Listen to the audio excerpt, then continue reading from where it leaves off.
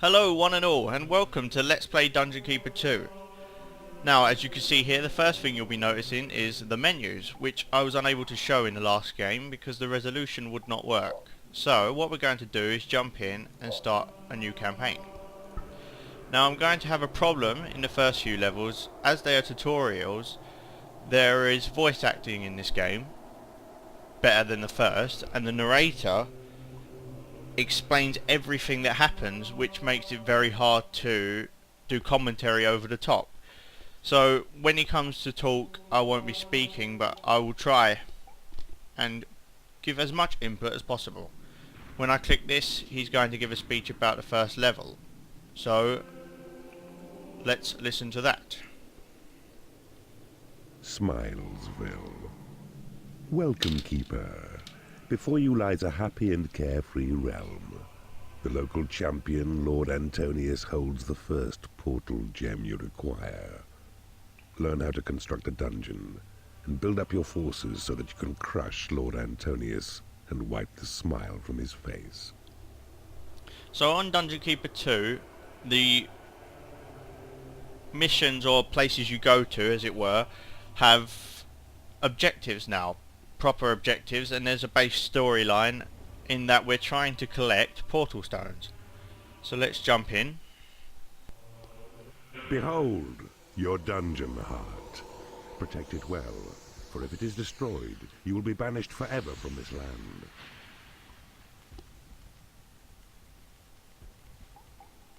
Here walks the goodly Lord Antonius. 'Tis he who holds the precious portal gem, but only when you've mustered strength sufficient should you challenge him and claim your prize.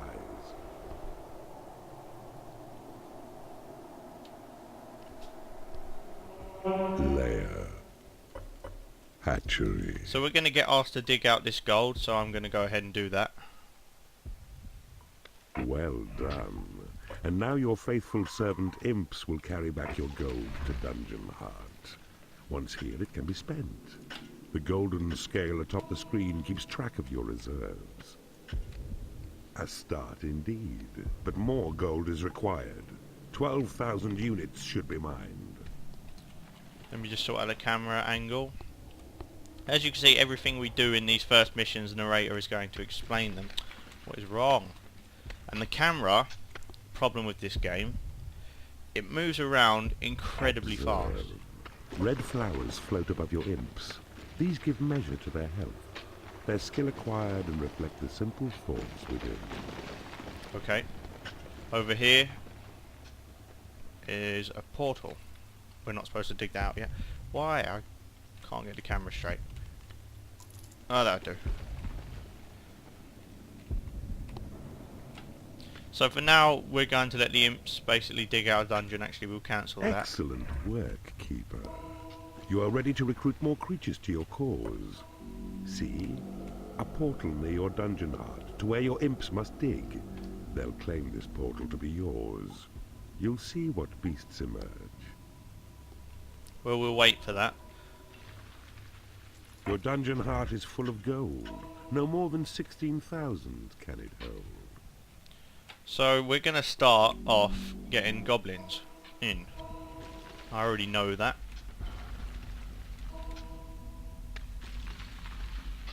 This is going to be the lair for the start and a hatchery. This level will be pretty quick.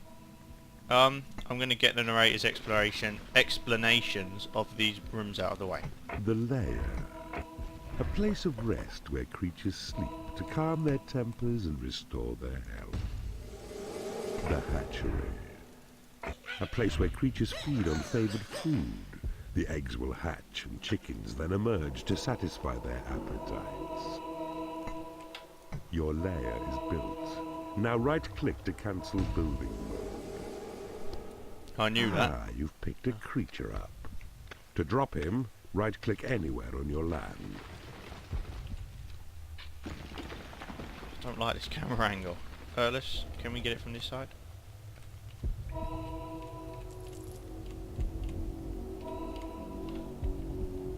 Oh, it looks so... That's alright. Hey, I'll deal with that.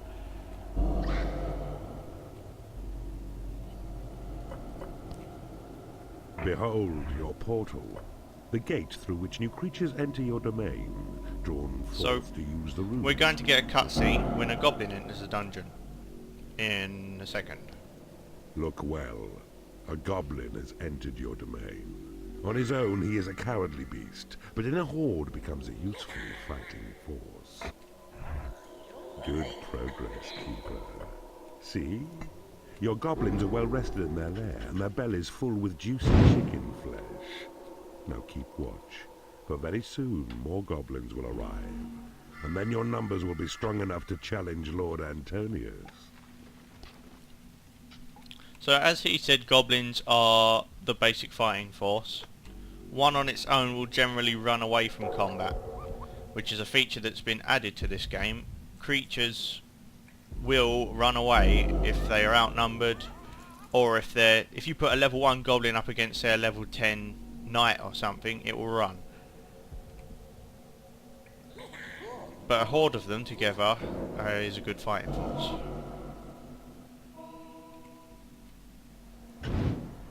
Actually, there's no point.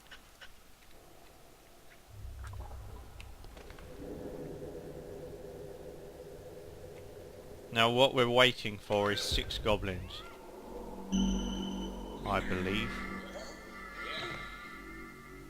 As you can see here, as I'm dropping creatures, they get stunned for a little while, which is a feature added, which means that you have to anticipate combat. If enemies are coming in, drop your creatures a few squares away so that they can get up. I sense a breach. The servants of Antonius have broken through your walls, and you can move your gaze to see them now by right-clicking on the flashing blade. So, first combat in this game For it is only against dwarves. who, feeble as they are, pose little threat against your goblins. The hapless enemy dwarfs are being crushed. Observe the white health flowers which appear above them. When they're near to death, you'll see that only one last petal shows. Now this last petal feature is nice. It means basically that's imprisoning. You can drag them to a prison from that state, and if you leave them long enough they will die. So they never get back up. And also if your own creatures drop to a petal of health, they will fall on the floor, and then your imps can drag them back to the lair and they can recover. So it means you lose less creatures. Have an increased level. Magical item.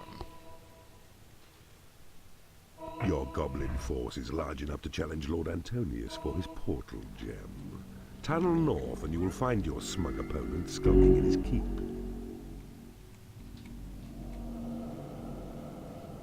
We'll wait for this goblin to come up.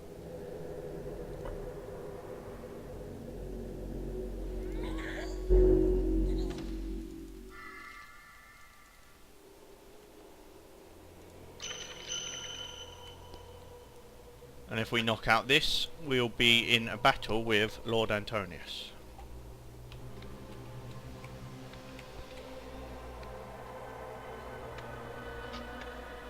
Away, Keeper!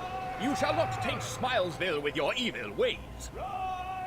He speaks, the feeble Lord Antonius. See how the petals of his white health flower are of a special shape. This marks him down as your prime target. Take him out. So as he said, the main objective or the main target has spikes around him. And as a level 1 he's going to Bravo, be quick to Lord down. Antonius is fallen. The portal gem lies aside his helpless form, in wait for Horny to collect it, so it's yours. And comes he now. And so this is the Horned Reaper in Dungeon Keeper 2.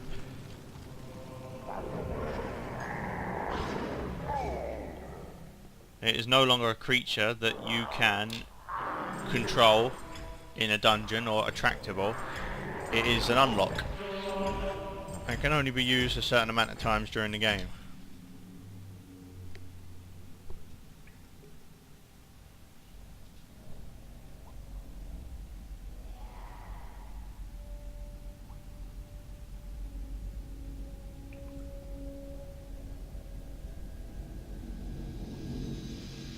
And so that's the first level complete.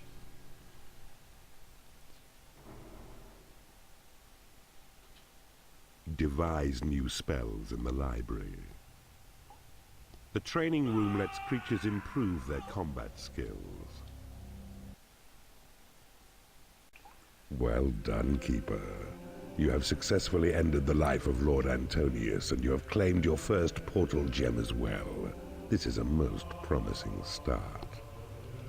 Okay, so after each level there is a small cutscene in place, but I'm probably going to cut them out of the videos because there's no way to turn the volume down on them. They just seem to be, all the cutscenes in this game, no matter how low the volume is, they seem to be at maximum, and it is really incredibly loud.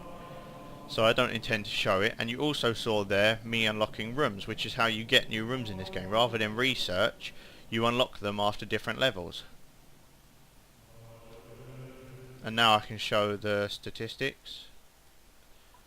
It was 7.5 minutes long. So now we move on. However, I'm going to save that till next time. So, until next time, goodbye.